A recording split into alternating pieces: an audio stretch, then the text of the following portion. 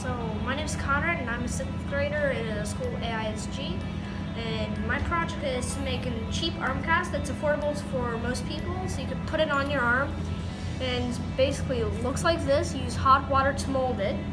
I've gone through 13 stages. When I started out with white plastic, and it was really thin and it would just bend way too easily, and when I started putting it on, so then I moved on and I tried carbon fiber, and carbon fiber was just a bit too strong. It didn't mold well.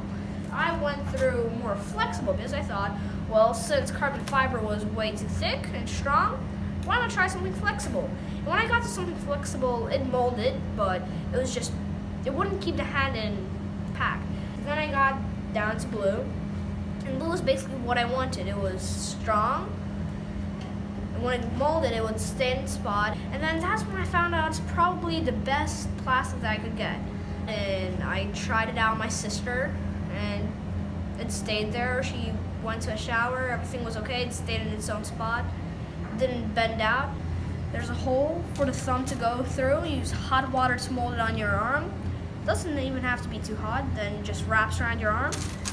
And here's a model of what it would look like.